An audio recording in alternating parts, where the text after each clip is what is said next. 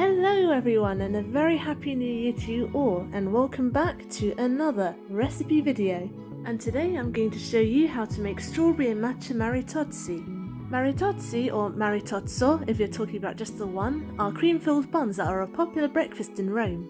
And I'm going to start off mine by activating 5 grams of fresh yeast with 1 teaspoonful of caster sugar, and then mixing it with 100 milliliters of warm milk.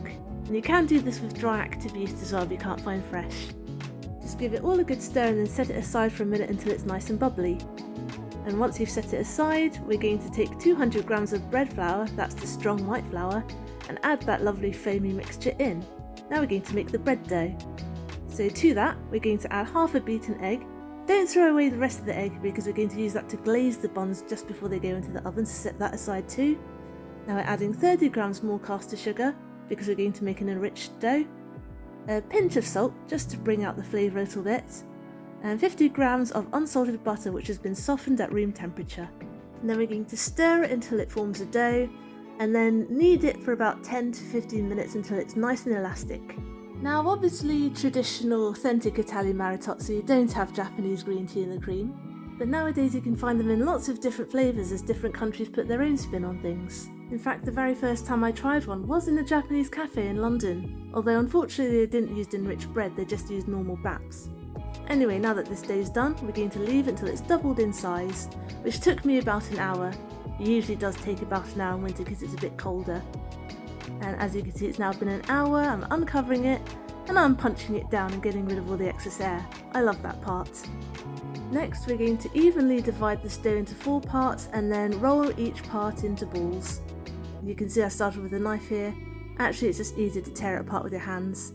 And I'm just going by rough measures here, I'm not weighing it, but you can if you want. And I'm going to slow the last one down just so you can see how I shape the balls. I sort of use a cupping motion and squish all the dough at the bottom so that it forms a really smooth ball at the top. So I'm hiding all the imperfections underneath. And I've also placed these on a baking sheet that I've lined with non-stick baking paper. These need to prove one last time, so I'm going to cover them with the cling film again and set them aside just for another half hour until they're all puffy and risen.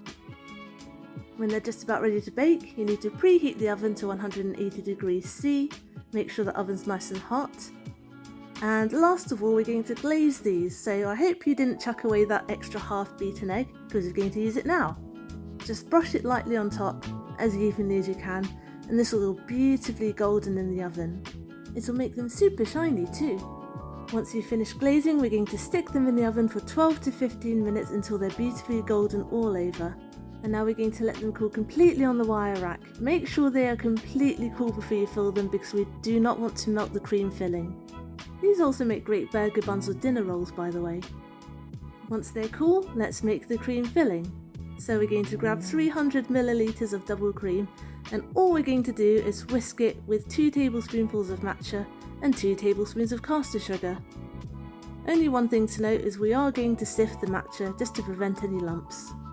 Do be careful when you whisk it as well because A, you don't want all the matcha to fly up in a cloud, so give it a bit of a hand stir first, and B, for some reason the matcha makes the cream thicken really fast, maybe because it absorbs some of the moisture in there, I'm not entirely sure, but you don't want to over whip it, so go slowly if you can. Also, I recommend that you wait for your kitchen to cool down as well as your buns. Because you're working with cream, it is going to melt quite fast if your atmosphere is warm. So now that that's done and everything's nice and cool, we're going to split our buns. We kind of want them to look like Pac-Man, so we can just start a little at the top and slice diagonally towards the bottom, but not all the way because we want it to have a little bread hinge, kind of like a mouth. And this will help stop the cream from splurging out the other end when you bite into it later. See? Pac-Man. Now we just got to do this for the other 3. Some people like to cut vertically at the top so you get one vertical line of cream. It all depends on how you like yours aesthetically, it doesn't really matter. I like the diagonal one because then you can stuff more cream in there, because I'm greedy like that. It's all about maximising surface area. Once all of those are cut, the next thing you want to do is spread them with a little bit of jam. And I'm using strawberry jam here, well, to be exact, I'm using strawberry and champagne jam because I was feeling a bit fancy, but you can use any jam you like. And I'm filling each bun with 1 teaspoonful of jam. I'm also being quite careful not to spread the jam right to the edges of the bread, because I don't want it mixing in with the matcha cream later and spoiling that smooth green effect. Actually, now that I think about it, the first maritozzo I had was from a Chinese bakery. You know, they have those coconut cream buns. That's technically a maritozzo, right? I'm sure there was some sort of cultural foodie exchange at some point in history. Anyway, let's stuff these buns. I'm going to go about a third of the way with some matcha cream, which I've put in a piping bag here. And I've chopped some strawberries up too, and I'm going to put just a few chunks in there. I think I ended up cutting around 4 strawberries for this, and they were really big strawberries too. And that's just about enough because we don't want to overload it. We're going to fill it the rest of the way with plenty more cream, and we want it oozing out. And to get that nice smooth surface, I'm taking my angled spatula here and I'm going to swipe it all across the surface. I was admittedly a little bit clumsy to begin with, but I did get used to it eventually. And I have a little bowl off screen where I'm scraping off the excess into so I can reuse it and put it back in the piping bag. I'm also taking off all that excess matcha on the bun itself just to neaten it up. And as you can see, I've got some round strawberry slices I'm just going to press onto the surface. And like I said, these strawberries are huge. For some reason I couldn't find any normal small sized strawberries, so the slices were pretty big, but I just managed to fit it in. And this part's totally optional, but once you finish that, I like to give them a little bit of a dusting of icing sugar, just for a little extra bit of prettiness. You can also dust it with a bit of extra matcha if you like, but I like to stop here. And that is it, you are done. Super fluffy soft buns, smooth matcha cream, and tangy sweet strawberries. It's an utterly divine combination, and this is definitely a recipe I'm going to be using again and again.